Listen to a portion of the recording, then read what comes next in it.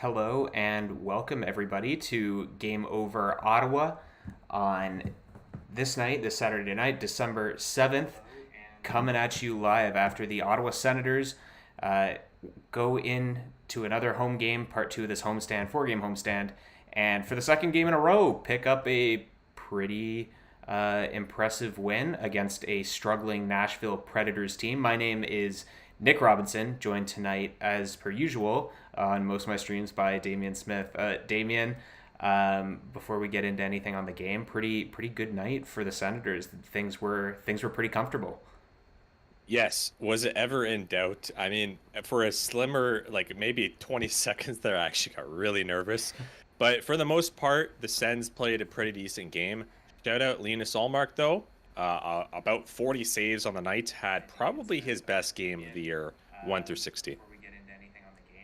Yeah, absolutely. Linus Olmark was definitely among the standout performers tonight, and very quietly over his last five starts coming into this game had posted a 905 save percentage. It's still probably below where we'd expect Linus Olmark to be numbers wise. However, quickly coming around. He posted 905 in those last five games. Puts up I think 36 saves tonight in this game. So pretty good stuff from Linus Olmark, and we're gonna talk all about that. We'll start tonight with our game story like we usually do. But before I do that, I just want to give a shout out to Hyperdrive Hockey. It's the flagship show of the Game Over Network and the Game Over Network channel. Hyperdrive Hockey. It's where all things hockey across various leagues and multiple countries are covered. Whatever it is, wherever it is, Max, Daphne, and Kev have you covered for all your hockey news with a steady dose of fun and fan engagement. You can find Hyperdrive Hockey on the Game Over Network YouTube channel or wherever you listen to your favorite podcasts on the Hyperdrive Hockey page at thegameovernetwork.com. So the game story tonight, things got off, I would say, to a fairly sluggish start for the Senators right off puck drop. Nashville pushed the pace of play. A lot of focus on the Sportsnet broadcast night, national broadcast in Canada, on the Sens' depth, particularly Shane Pinto was getting a lot of talk right off the top, and we'll cover that. He was a big part of this game and a big part of the focus for the Senators, but overall, it was a pretty quiet first period. I think there was at one point in that first period where the teams went 6 minutes without anybody having a shot. So just a sign of two teams that are overall the Senators, still maintaining good defensive numbers, defensive metrics this year. Keeping Nashville the outside, didn't have too many chances themselves, but really not much to cover there. But it was in the second period where things really started to open up, and you could tell the Senators came out in the second period with a lot of jump Damien, and it accumulated with Jacob Bernard Docker taking a great pass from Tim Stützle just 5 minutes into the second period and ripping one top corner. Not a typical guy you expect to walk in and rip one top cheese, Jacob Bernard Docker, but he got the Senators going tonight. Important for the Senators to get that first goal, Damien, as always. Like, we know the stats. It's important for them. Yeah, well, yeah, especially with this group. I don't know how it's going to go on for the rest of the season in terms of, actually scoring the first goal and that being the big storyline of the season, because once they score the first goal, man, especially at home, they're pretty damn good. Like they don't choke or whatever too much. It's about it's usually when you score when they score the first goal. Sorry. So a very nice shot by JBD. I mean, people kind of have to understand too. This guy has sneaky good skill. Like, he can put the puck in the back of the net, and he's never been the guy that's going to be razzle dazzle out there and making beautiful spin moves and scoring a bunch of goals. But he's smart. He's smart on the ice, and he identifies the play very well there, coming in late.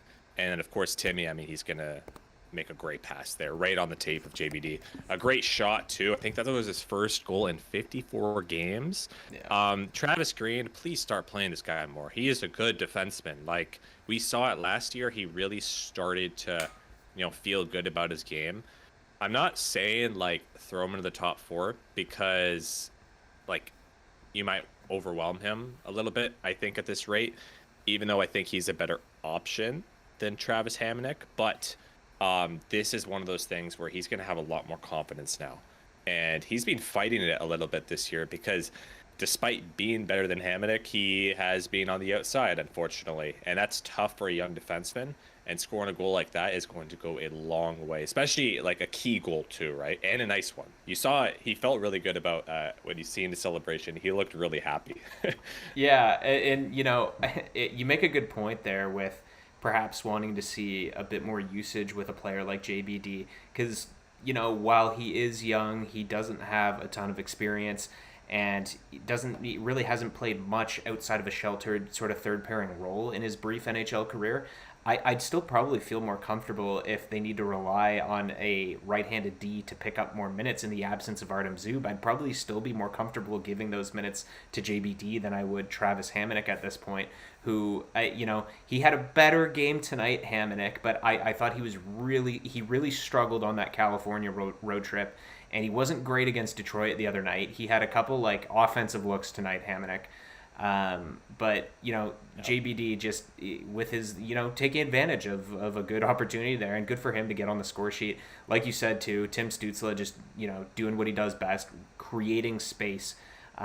We didn't see enough of that from Stützle last year, and you're seeing it so much more this year. And just another example tonight, he's just creating so much space for himself, and when he has time and space, he's quickly establishing himself as one of those players in the NHL that you give him just a short amount of time, he'll really make you pay. The Senators did continue to push on for the better part of that period after that goal, really went to their legs. Had another great shift, that Stützle line with Giroux and Gaudette tonight, a bit of a mix-up from Travis Green coming into this game, which I think really worked to Tim Stützle's benefit in particular. And again, culminated in a Giroux goal with just over 3 minutes to go in the second period. He was looking just to make a return pass to Stützle, ended up throwing it off of Steven Stamkos. Still feels weird to say Steven Stamkos for the Predators. But Stamkos, who himself, they talked about it plenty tonight, has struggled to score this year, and since coming to Nashville, scored for the Senators tonight, put one into his own net. And again, Damian, I sort of mentioned it there. The Giroux goal is, just a microcosm. It's a good thing, and you see it was a good move by Travis Green just to sort of give that line a mix-up. I thought Ridley Gregg played okay against Detroit, but, Gaudette just seems to fit right now with Stützle, and, it paid off there. Well, yeah, because Gaudette, he's feeling it right now, and he picked up an assist tonight, which was a rare thing. I think Ridley Gregg is just better in the bottom six because he can have a little bit easier matchups, and he's not going up against the top pair every single shift. Because when you're tied at the hip at Stützle, you're going to be against the number 1 D and the number 2 D. And I think he just fits better in the third or fourth line overall. I think he was the center tonight. And I like that third line too, the Cousins, Amadio, and Pinto line. Travis Green, man, I don't know if you noticed this year, but he has basically put every single combination of lines together this season. Just think of Gregor, Batherson, and Norris, just something random like that. It's happened. The Cousins, Tkachuk, Stützle, no one would have thought of that, right? And you're seeing all these players play together. I just want to see a little bit more consistency, and I want to see this third line with Pinto, Amadio, and Cousins keep rolling here too. Because if you're talking about if you look at a player like Noah Gregor or a Stapchuk, those are guys that are ideally on your fourth line. Ridley Gregg could go into your third line, I think, but he's been kind of all over the place this season. I think if you actually give good reps to Cousins and Amadio, those are guys that can play third line minutes. They can play 12, 13, maybe 14 minutes a night effectively. We know Pinto can do that. So I hope that Travis Green keeps these lines, at least for now, because it feels like in the past, whenever just something's gone wrong, he's like, okay, switch it up. Throw out Timmy, Gaudette, and Brady. That's another line that no one would have expected, right? But I just want to see some more reps and keep the lines together. I'm loving this OG line of Tkachuk, Norris, and Batherson. Yes. They're playing so good right now. They're protecting the puck. And I think like that should be your number one matchup line because you have Norris, who is like a really good two-way player, but then each player is like big. They can handle the physicality. They're good skaters, and they're all in the prime of their careers. Like if you want a line to play 18, 19, 20 minutes a night, that is the line. And then plus, Timmy can go out there and make a difference because he will be playing against the the second tier competition, and then he could put up the points and stand out like he has for this entire season. Yeah, you're absolutely right, and like you said, that OG line, if we're gonna coin it that right now, it was weird because I had been calling for that line to be reunited last year when Norris was first healthy, and for some reason it just seemed like DJ Smith at the time didn't want to put it together. Jacques Martin didn't have much of an interest in it either, and then Norris got hurt, obviously, and they hadn't used it this whole year up until the Detroit game on Thursday. And they look good. They complement each other, the three of them, so well. And it's a good mix up, and you see it has good effects throughout the lineup. Tim Stützle is going to be able to handle himself with whoever he plays with. You want to put him and Brady Tkachuk together because they make so much magic, or you want to put him and Batherson together because they make a lot of skilled plays. But Stützle, again, proving tonight that he can, if he can get Giroux going, which is an important thing because Claude Giroux, since his early outburst of points, has been fairly inconsistent. Some claiming he's washed. I don't think he's totally washed. I think that's a bit harsh, but it's good to see Stützle get him going. Nashville started to fight back a lot towards the end of that second, really started to push the pace of play, had a couple of chances going on early into the third now, but the Sens really put the dagger into the Predators, or so we thought, when Nick Cousins, after a big Nashville push, ended up with a breakaway. I thought he was going to slow in, let Tim Stützle come in for a 2-on-1 with him, but Nick Cousins, who has been very good since that Anaheim game in which he scored last Sunday, continuing with the renewed confidence and burying a great goal on the breakaway. I'll save your thoughts on it just because we're going to have a big conversation about the depth and particularly Nick Cousins in just a moment. Unfortunately, Nashville did burst the bubble and got a late goal with just under 2 minutes left as Fedor Svechkov scored. Nashville had a couple of big chances late actually, and made it a little bit uncomfortable. Damian, before we wrap up, the game story. The Senators at times this year have shown just a bit of a tendency when they do have a lead to really sit back and maybe just sit back a little too much. They're a good defensive team, but when you invite pressure sometimes, even against a team like Nashville that is really, really struggling to score, it can hurt sometimes. Is that a concerning trend for you, or is it just still a maturing thing that we're seeing the Senators trying to shake out of their game, I guess? Yeah, it's a good way to look at it. I think it's more of a maturing thing. Maybe I'm saying that because it sort of went our way tonight. I think it's a small thing though, right? Mm-hmm. Because next time it happens, if this keeps happening, then that's got to be an issue. But honestly, I don't think it's happened that much this year where they've really choked a lead. It's more of just in the middle of the second, they'll suck for a good 5-6 minutes and allow 2 or 3 goals, and then boom, the game's over, right? And then they make a nice comeback in the third, but then it's too little too late because there's a mental block there sometimes with this team. Actually, not even sometimes, quite a bit. And even though they've won 2, they're on a 2-game win streak, I'm still I'm keeping it easy going for now. They brought themselves up to 500. So yeah, I don't think it's concerning if they keep doing it going forward. Yeah, that's got to be an issue.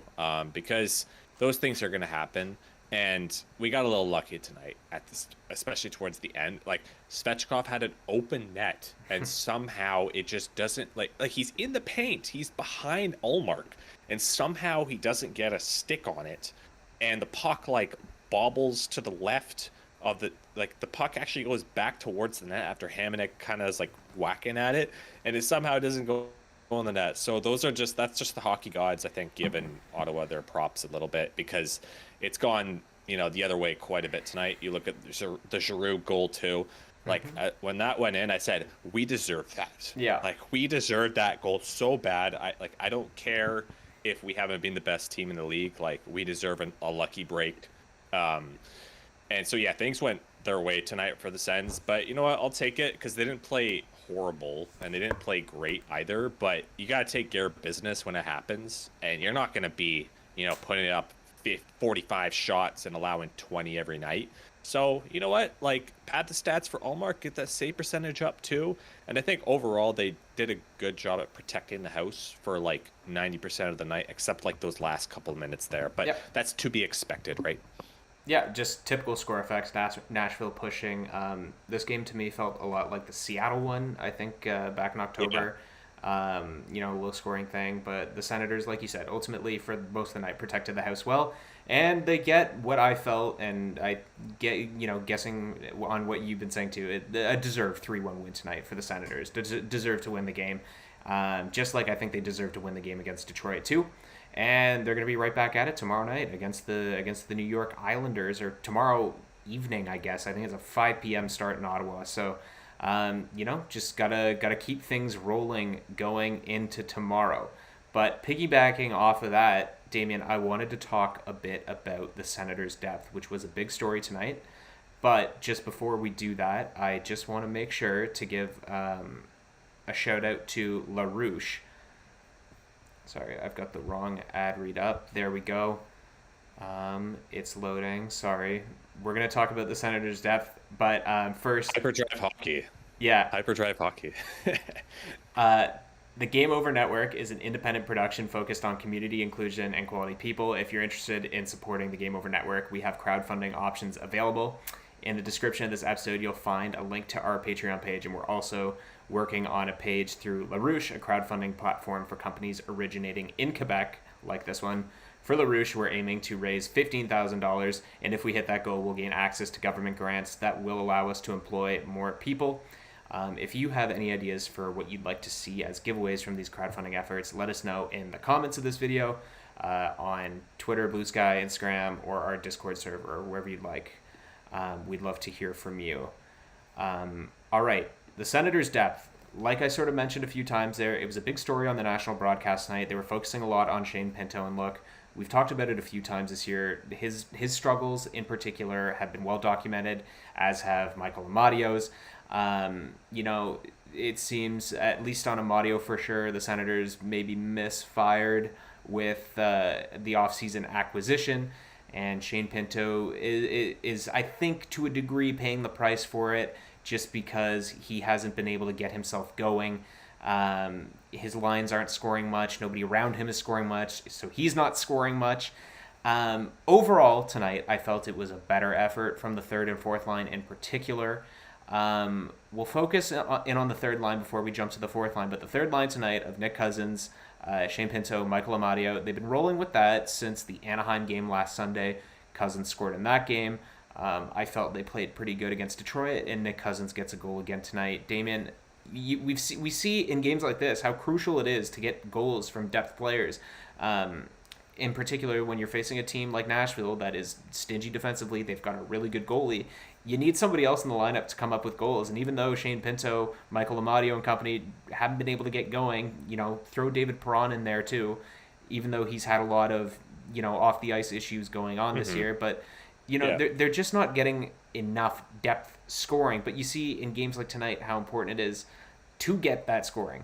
I guess I don't really have a question for you, but do you have any thoughts on maybe what's going wrong here, or if you're really concerned about the depth in the third line and Shane Pinto in particular? Well, they're doing better now, it seems like, in the last couple of games. Like, the worst when I was thinking about it was against Anaheim. I'm like, someone other than Brady Tkachuk, Tim Stützle, Adam Gaudette, or like Drake Batherson, please put the puck in the back of the net. Like, this is I get that the Sens might not have the strongest depth in the world, like, in their bottom six, but someone's got to get it going here. And Amadio was frustrated. Like, that's a guy that is really even keeled. Like, he will barely show any emotion, and that's okay. Like, as long as you're a smart player on the ice, that's like, you don't need raw guys all the time, like the Bradys and the Ridley Greggs and stuff. But like, and then Cousins scores that goal against Anaheim to tie the game up, right? And that wasn't the prettiest of games. We should have won that, obviously, because it's the Anaheim Ducks. We get a point there, and then I guess against Detroit, we don't get any depth scoring there, but we still win the game, right? You can't complain about 2 points. And then tonight, you get a goal from the back end, which you needed because Chabot has one, Clevin has one, Sanderson has one, I think, or maybe two, and then Jensen has one. So you need a goal from your blue line real bad. And then a huge goal, like, yeah, a huge goal from Cousins, but like those are like the simple goals that your depth needs to like come up with. And it's a big moment in the game too that he got it tonight. Yeah. Right. Just Yeah. just like the one he got against Anaheim is a big moment. They were down in that game and he scored. Right. So timely goals too is important.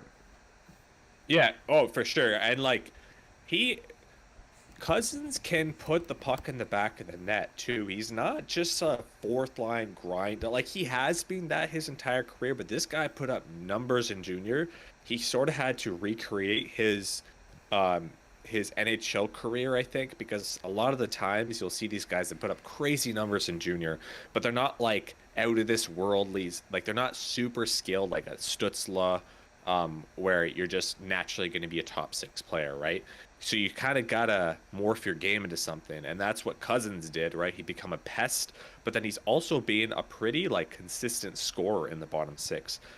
And we've seen him in stints, like with Florida, where he was on that sort of, I guess, like top nine role in the cup runs, and even last year, where he was playing, around in terms of minutes, a top nine role, and he could score. He could put the puck in the back of the net, and he did that tonight. And honestly, I think out of all the skaters, he was probably the second best on the ice tonight.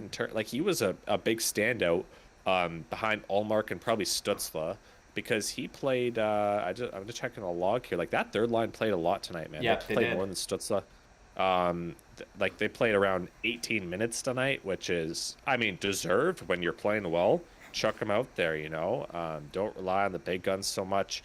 +1, a big goal there, and then 5 hits, 4 shots, and 3 blocks too. That was the big thing. He had a couple of key blocks at the start of the game.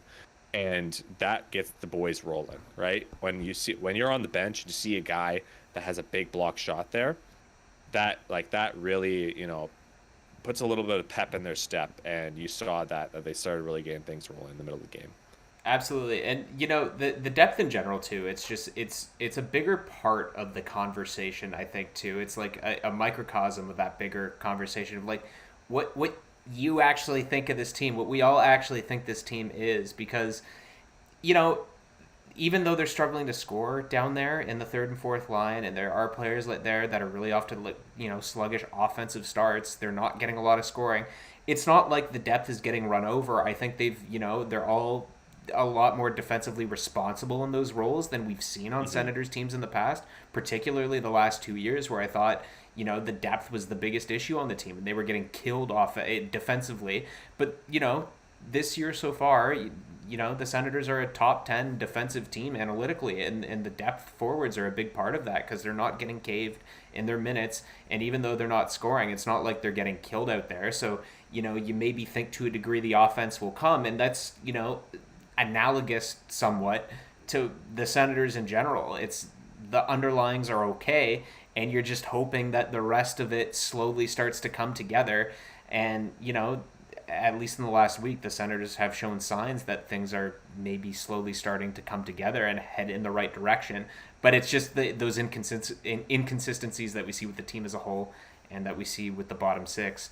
I wanted to focus quickly too on one thing that I think has made a particular difference against has tonight and against Detroit is the reintroduction of Zach Ostapchuk to the lineup. He's brought a lot of jump, I think, to the fourth line. He's played 19 NHL games now. He's only got 1 assist in those games, so he's not an offensive force down there. Fits in with the rest of them right now. But again, Ostapchuk is pushing pace of play, and he looks energetic down there. He was getting a lot of minutes with Gregor and Greg tonight, which I think was a good combination. Again, Greg has been inconsistent himself this year and has been moved up and down the lineup constantly. But you see the good things tonight. Ostapchuk leading a couple rushes. He did the same thing against Detroit. Gregor, I think, had a couple of really smart defensive plays tonight, used his speed well. Ridley Gregg drawing the punch from Mike McCarron to get the team on the power play. Like, these are the things you need from the bottom six. If they're not going to score, they better do all the other parts of the game well, and they did tonight. Maybe I'd like to see Cole Reinhardt brought back in at some point because I think he had some good jump too in his couple of games. But any thoughts on Ostapchuk and sort of the mix that they're trying to find down there as well? Yeah, he's there's always going to be those prospects that sort of split the seasons like between the AHL and the NHL. They're around the 21, 22 years of age mark. And sometimes there are players in the system that they need to stay in the AHL for like a while. Like, go learn how to play two-way game. Learn the pro mentality. I think Ostapchuk already kind of has that. Like, he already has acquired that to a degree, and he's a guy that you can chuck out there in the NHL, an NHL pace, and you don't feel like he's going to be overwhelmed. Like, don't put him in the top six or anything. Even the third line, man, just play him 10, 11 minutes a night because he has good speed. For a big guy, like, he's 6'3", I think, and 200 pounds, something like that. He moves well. I don't know about the face-offs. I haven't checked that, but he has played center in the past. And he's done well in Belleville this year. I think he's around a point per game when he's been down there. He's going to be an NHL player. Is he going to be a top six guy? No, I don't think so. But there's a lot of tools there that look like he's going to be a formidable, like, third or fourth line player in the future. And with the second round pick, you'll take that. Like, you don't always have to swing for the fences and pick a boomer bust player. Sometimes if you identify a player that has a good amount of tools in his arsenal, then draft him. And overall, I think Reinhardt should be in the lineup, but I think because Ostapchuk's a center, maybe he got a little bit of a nod there. And when Perron comes back, which hopefully soon, because this guy needs to get in the lineup and like start playing and get some games, get some reps, right? Yeah, well, he got some reps, of course, but they got injured. We don't even know what that's about right now, right? And he's a scorer though, right? He's a depth scorer. Like, we need a guy like him, and he's a veteran too. So I think when he comes back, and hopefully that's soon, Ostapchuk should go back down to the AHL. You kind of move. I don't know what they're going to do with the center, right? Like, what do you think they're going to do? Because Gaudette, if he's playing on the wing, right, who's your fourth line center? I don't think Gregor's going to do that. Cousins isn't going to do that. Greg, this sort of leads into one last thing I wanted to mention on this depth conversation, because I think Graham Nichols, who, very well-respected Senators writer, has written about them for years now. Great follow on everything. I think he's writing for the Hockey News now. But he sort of mentioned the idea last week, and I think I agree with it. I think, if I'm Steve Stais and I'm looking to change things up and keep the Senators competitive and make some sort of a change, I think I'm more in the camp of I think they need to add a depth winger at this point than I am that they need to shake up the room and trade guys. I think, the Senators still have some draft picks stockpiled here from the last couple of years of. I think they got 2/3 last year for Tarasenko. Like, I wouldn't hesitate to move one or both of those to bring in another depth winger, because I think it'd make a difference, because then it would allow you. Again, I don't know how you make it work cap wise or what you need to do, but I think it would allow you to move Gaudette back down the lineup, because he was still playing really well on the fourth line, and go back to center there, and then you can keep Ridley Gregg down at the bottom part of the lineup too, because it looks like for now the top six is still just a bit of a reach for him. And then whatever player you go out and acquire, it doesn't have to be anybody amazing, doesn't have to be another top six forward, because that's going to cost you a lot, and they're not there. They're not at that point in this climb back up yet where they should be adding top six forwards and paying heavy prices. But just a solid depth guy to come in, maybe just add a bit of secondary scoring, help try to get them going. I like the point here that Ty Smith has made in our chat, where he says maybe it's a chemistry issue for the third line. None of these guys were really playing with each other last year, and Pinto's line mates are downgraded compared to what he was playing with last year. So maybe they just need to keep plugging. And I think adding another body into that mix so you don't have to rely on Ostapchuk and Reinhart to come up from Belleville and, provide offense. Because, they're good and they look okay in some of these stints here. They look okay in fourth line roles right now, but ideally still third line minutes, top 9 is still maybe a little high in the batting order for Nick Cousins, who's on like a league minimum, right? So yeah, I think that because if they're going to add a player, the issue there is also the cap space right now. They're pretty close to the cap. Zub is on LTIR, so they have a little bit of time there. But once he comes back, I don't know how much space you're going to have. And I mean, shout out Puckpedia for this. Like, I'm just looking here. They got 3/3 in 2026. Like, if you go out and you send a pick to a team that is out, I'm just gonna think of a team. Let's just look at Nashville right now, right? Mm-hmm. You look at their bottom 6, a guy they're not gonna trade him, but Colton Sissons, he's having a terrible year, but that's a useful that's the type of player, right? I'd be targeting, or the Blackhawks, a team that's really out of it and is going to look to move on from players. These are the teams that Steve Staios, I'm sure, is already talking to, because it seems like he's pretty involved out there, whether it's with the Rangers, the Predators, according to Elliot Friedman. So again, I think I'm more in that camp that sort of Graham Nichols sort of identified last week on social media. Just maybe if there's an opportunity to add just a small piece to, maybe elevate some of the scoring down that bottom 6. I'm definitely not opposed to it. But speaking of the rumor mill, I think we had to park a bit of time to talk about Brady Tkachuk and the big time rumors this week. My God, what a whirlwind yesterday was. I mean, not really, but hey, we're going to touch on it anyways. Before we do that, I just want to make sure that you all know, whoever's watching, that Game Over has you covered after the game here in these videos and these live streams. But in order to get ready for to watch the Sens, you've got to get your Game On too. Game On Ottawa is a short-form daily news podcast covering everything you need to know about the Ottawa Senators. It's hosted on our channel by Michael Czar, and you can get all your Sens news in under 10 minutes Monday through Friday on the Game Over Ottawa YouTube channel and in podcast form, which you can find at thegameovernetwork.com/pages/Ottawa. That's Game On Ottawa. Lots of videos up from this year already, and I think more to come in short order. We don't have a super active chat tonight. It's a Saturday night. I get it, everybody. Right? So I think this will probably be our last segment of the show tonight. Understandable. But I think we got to park some time to talk about Brady Tkachuk. It was reported yesterday amidst the New York Rangers shakeup. That's been, I think, the dominant talk of the hockey world. That it's no secret that Chris Drury is out there trying to shake up the Rangers. Even though their record's pretty good, they're definitely in the playoff race in the Metropolitan. He's looking to shake things up and taking a proactive move. Traded Jacob Trouba yesterday to the Anaheim Ducks. The Senators were rumored to be involved in that in some way. Again, I have no idea how the hell they would make that work. $8 million worth of Jacob Trouba coming in. I don't even know if there's a fit there for that player. That was rumored, but that's not even the rumor I want to talk about. The one I want to talk about is Larry Brooks. Very well regarded, very well respected, been around forever. I have memories of Larry Brooks when John Tortorella was yelling at him, and I'd see it on TSN, Brooksy, when I was 9 years old. I have that permanently implanted in my brain. Yeah.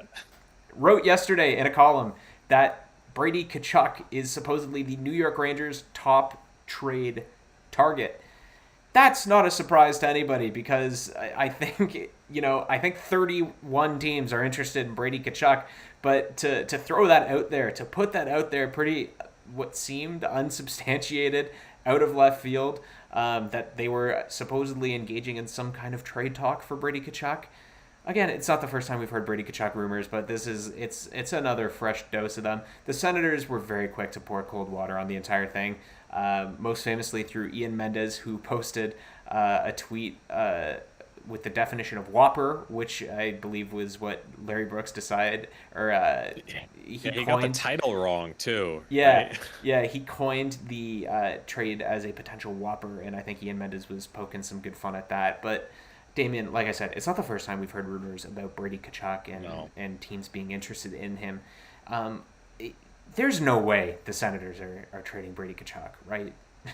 Well, okay, like it's not happen. Like, okay, I get why people on the outside would be like, like what do we do? Like Ottawa hasn't made the playoffs in 7 years, right? Their Mm-hmm. captain is showing a lot of frustration, and it's a losing culture. What if they wanted to shake it up just a little bit? Like you look at Brady Tkachuk, like that is a unique player that we would want to have on our team because, if you're a team like the Rangers, it's like, okay, we've gotten to the Final Four 2 out of the past 3 years. What if we acquired a guy like Brady Tkachuk who we just don't know what his ceiling is in the playoffs because we haven't seen it, but that could be a player that we really want, right? And then you realize, oh yeah, things have to go really bad for the Sens for that to happen. Like the Kachuk has to want out for whatever reason, and he doesn't strike me as that guy. And Brady Kachuk is not going to be traded right now in the middle of the season. And I'm being generous with this take right now. He's not getting traded in the middle of the season. He's also not getting traded this offseason because the Sens want to build around him. He still has 3 years left on his contract, regardless. I would say, like, in a couple of years, you know what? The Sens don't make the playoffs at all, and he has one more year left on his contract. Sure, bring up the rumors then, because then you got to start to wonder, oh, is he going to leave in free agency or whatever?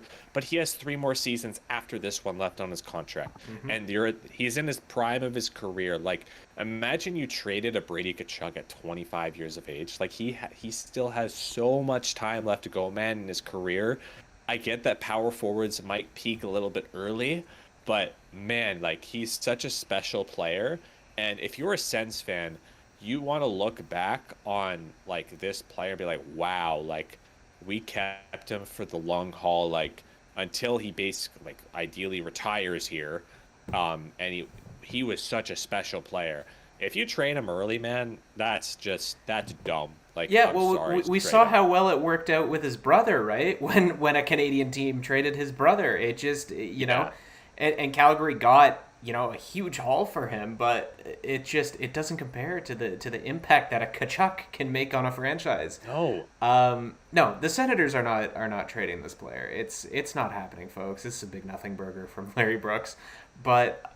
Again, the funny thing to me, I think about those rumors, and I'm glad that Darren Dreger came out and just said it's not happening. There's no trade Yeah. talks, and some Yeah. other insiders came out and just were like, "Come on," and credit to the Senators for through Ian Mendez coming out and Bruce Garriock was talking about how the Senators were probably very upset by this coming out, and Steve Stais was probably reaching out to Chris Drury to ask what the hell's going on here, why this is coming out, why all this unrest is being caused. And that's a great attitude shift for the organization to come out and Yeah. and Agreed. be pissed off about these things because it does nothing but disrupt and distract from what's going on the ice. The Senators were coming off a huge win on Thursday, a really important win. But again, within 12 hours, nobody was talking about it because this was the talk. Though I have to say the funniest thing about the entire ordeal was the sort of the rumored pieces, I guess, that were being discussed. Rangers fans unhappy about the idea of parting with Alexis Lafreniere to bring in Brady Tkachuk. I'm sorry, Rangers fans, I'm going to have to break it to you, but look at the trade that his brother commanded. Yep. A guy who's coming off a 100-point season in Jonathan Huberdeau. Again, don't judge that off what Jonathan Huberdeau is now. Struggling a lot since he got to Calgary. He was coming off 100 points for the Florida Panthers that year. And Mackenzie Weegar, who is a top pairing defenseman. And I don't have the full trade in front of me, but I think there were picks and prospects involved too. It was a massive, massive haul at the time. And at the time, people thought Florida overpaid to bring in Matthew Tkachuk. And that was Matthew Tkachuk with a year left on his deal. Brady Tkachuk, like you said, has 3 years left on his deal. He's 25 years old. He is extraordinary. He is having a fantastic season for the Ottawa Senators. He has been excellent this year. Really, very few off nights for him. Again, people really, I still think, maybe outside of Ottawa, only have that Vancouver game on their brain where things were really ugly for Kachuk and for the Senators, but man, they're not trading this player. Any last thoughts on Brady Kachuk, and maybe you want to talk just how invaluable he's been to the team this year? Like he's been so good, and we talked earlier. He's made Norris and Batherson look so good at 5-on-5 these last two games. Just it really just makes you warm to be a Senators fan when you have a player like Brady Kachuk that just makes everything better. Well, it's great when we're winning, of course. Yeah. And I'll admit, okay, after I think it was the Vancouver game, I wasn't saying trade him, obviously, but I just brought up the question. It's like, okay, for something to change here, if you're trading like Chabot or Norris, and this was sort of like there were reports after where like the Sens were looking to maybe shake up the core. If you're trading Norris or Chabot, they both have $8 million price tags. Batherson has been like great this year, pretty much perfect. You're not trading, Sanderson or Stützle. That leaves Brady there, and you're not ideally trading him. But then what if you made it a little bit of a shake-up in the room in terms of the leadership in a way? Because, there's certain teams that have that captain like Brady who is like either he usually is really high, and I don't think he gets like super low all the time. But the highs are great, but the lows are like not good at all. Whereas you have a team like Florida, right, who won the cup last year. They have Alexander Barkov as their captain. Like that guy, I have never seen him do anything wrong on the ice ever, right? So that's when I just started to bring it up, wondering, could there be and that was something only on the natural. shakeup? That was only natural that was eventually going to happen. And the media really took that and ran with it. The PK Subban was making a video small. like talking about how awful the Sens fans were being. Be careful what you wish for, and that was not. I think that got taken way out of context, like you said. But it's only natural that suggestion was going to come up at some point. But it's not happening. And then also with Brady, like this guy, even if people like, okay, I'm just let's say he. In a couple of seasons, he doesn't want to re-sign here. He has given it everything here for this city, like genuinely. And people thought he was going to walk when he was an RFA under Dorion, right? People thought he was done then. Because also we're also just scarred as fans, right, from the previous regime with players wanting to stay here and stuff. And he signed like 7 years, and I mean there was always this big talk about at that time with American players and Canadian markets too.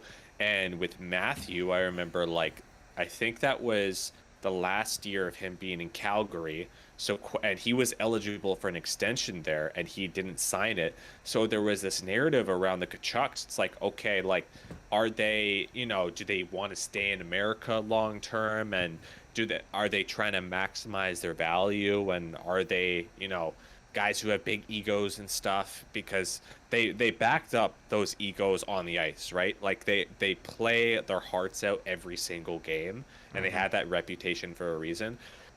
And then he signs a 7-year extension, like in 2021, when Melnick was still around then, Dorian was still around. There were some pieces, but Sanderson wasn't in the lineup just yet, and he signed a 7-year contract. Like he could have easily done the 3-year route. He could have done it, and yes, it took a while. I don't know why, right? It seemed like both sides at that time were just being very, very stubborn. And eventually, I remember, do you remember that day, man, when he signed that extension? They drove down to Belleville. Awesome. Yeah, they drove down to Belleville. The double Piers, they drove down to Belleville and said, okay, let's just get this out of the way. Stop playing games. And they came to agreement. But he's locked in, man, and he's the captain of this team, and regardless, you could critique his leadership style, but he tries. Whether he's having a little bit of a meltdown at the end of a tough game, or if he's scoring an OT goal, and he loves the fans, you can tell, he appreciates everything about the city, and we're not the flashiest of cities too, right? We're not New York or what's another team, Colorado or something, LA, right? We're Ottawa. We're Ottawa, and he cares so much for us, and that's the thing. You can't do it. You can't do it now, at least. Yeah, you're absolutely right, and it's like I said at the start of this discussion. There are 31 teams interested in acquiring Brady Tkachuk or any player. He is a complete unicorn, and he is the type of player any franchise is lucky to have. And our franchise, the one that we support, is very, very lucky to have him. And it's glad to see that they're standing firm and putting to bed these rumors, because he's not going anywhere, folks. I'm sorry, New York Rangers fans. He's not going anywhere. Damian, like I said, just it's a bit of a slower night, Saturday night. I get it. It's late. Bit of a long game tonight too. Before we let you folks go, I just want to direct your attention to the Game Over merch, because what better way to support something you love than by rocking it as clothing? Game Over's apparel line has dropped with 3 unique designs. Whether you feel the nostalgic pull of our retro skater design, you want to make a statement with our established design, want to wear your love for goalies proudly with our Live and Die by the Goalie design, or if you need another coffee to get through the winter, we have you covered. I certainly need another coffee this time of year with exams personally. Designed by Brady Chalice from Game Over Winnipeg. Use the QR code on the stream, in the chat. Use the link, anything. Take a look through our apparel store and help us rebuild local sport media in Canada while repping your community. And because it's the holiday season, make sure you use the code GOHOLIDAYS, capital G, capital O, capital H. We're offering 15% off on all winter products. That's right, hoodies and the beanie included. This will be active until December 25th, with a different sale dropping on Boxing Day, so make sure to stay tuned for that. And make sure to stay tuned to Game Over Ottawa, because it will be back tomorrow as the Senators. Quick turnaround, 5:30 p.m. start tomorrow against the New York Islanders. And Charlie is going to have you covered with that stream. So you can catch that probably sometime just after 8 o'clock tomorrow night. Damian, any last thoughts on this game? 3-1 win for the Ottawa Senators over the Nashville Predators. It's just nice to have, a nice little, just a win. We're 500, but it's been a tough year. Like, there's been some tough conversations we've had to have. Now it's just, it's a cliche, but keep it rolling, right? A lot of the boys will say that after the end of the wins. They got 2 more games here at the home stand. Then they play on the road against Carolina, and then home against Pittsburgh next Saturday. So you have 3 out of 4 games. I'm done saying, oh yeah, you have to win this game. You have to win, win against them because they're bad. We've lost against bad teams this year. Yeah. And we've won more games at home, but even then we can't really trust this team at home, I don't think. And then they go on that huge road trip, right? So I'm happy though November's over. Yeah. Seems like the boys always play better in December, and we'll see how they do. They're climbing up sort of in the standings. They are 2 points out. But I say that very they're still in the race. They're still in the race, yes. Right? And they have not been in the race crazy enough at this time the last couple of years. They're still in there. Yeah. Nobody's pulled away yet, which is, I guess, a positive. The Senators seem to be unable to win 3 in a row. Will they do it tomorrow? Please. Seems like a scheduled loss if you're looking at it like that. But yeah, I know. Let's hope they pull together. Let's hope they pull together for Charlie too, so he doesn't have to cover a disappointing one. Ottawa Senators 3-1 win over the Nashville Predators on Game Over Network, December 7th edition. Nick and Damian, thanks for tuning in tonight. Wish you a good night. Happy Saturday. We'll see you tomorrow. Go Sens, go.